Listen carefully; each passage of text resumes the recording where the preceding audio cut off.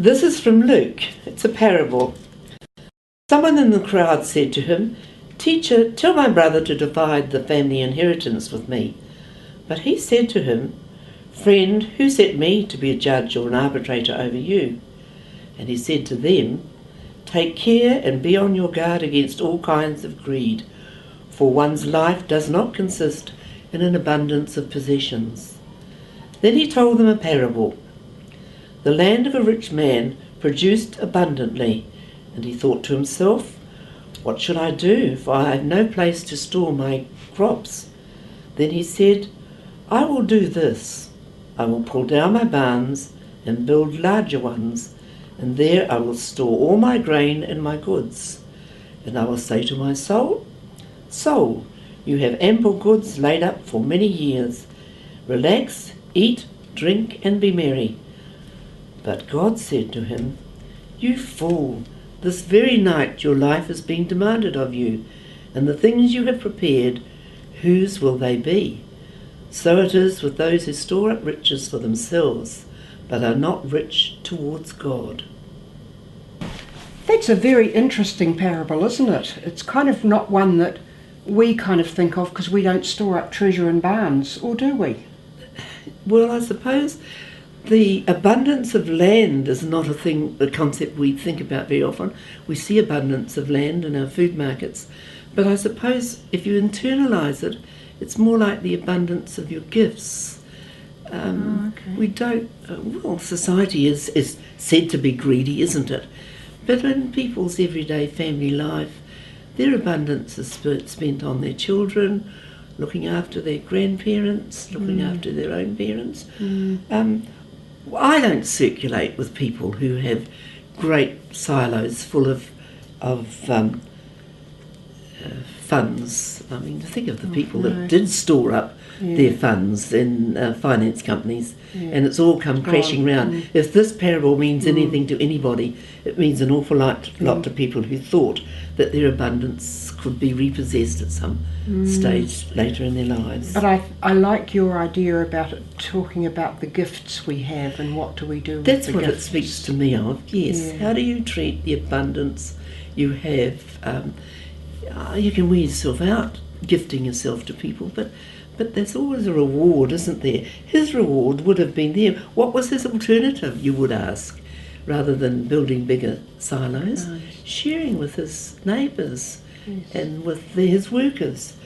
And that would have been a really enrichment of what he says his soul. I love the thing, his concept that once he stored up abundance in his barn, he could tell his soul to relax and eat and drink. How do I tell my soul to relax and eat and drink?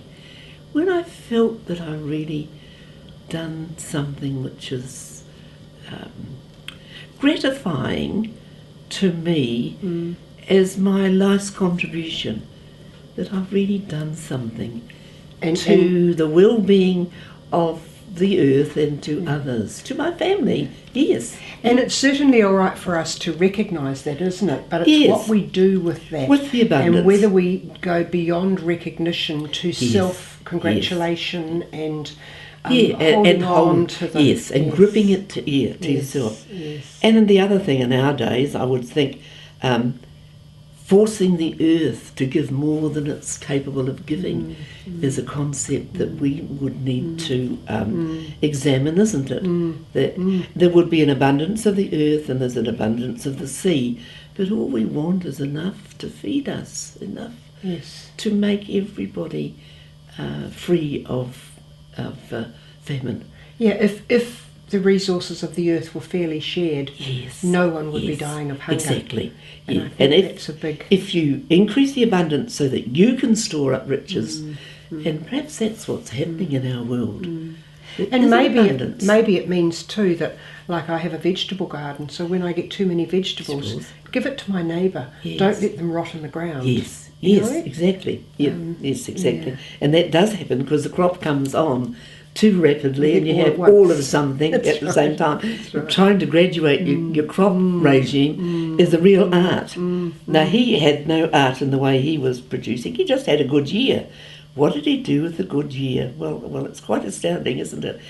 And the other thing is, there's no secret meaning in this parable. No, it's right You out don't, there. yeah, Isn't it? exactly. You don't imagine at the end of they said, "Teacher, tell us what this meant." Yes. You But know what it mean, meant. God's answer in the parable, "You fool, this night your life is being demanded of you." And it's kind of like, wow, it's right up in your face. You know, you don't know when you are going to die. So don't assume that you have many years to do the things that you know you ought to be doing. Get the goodness in now. Yes, that's right. But that's interesting. Your life will be demanded of you. But he says here, I am not to be your judge or arbitrator.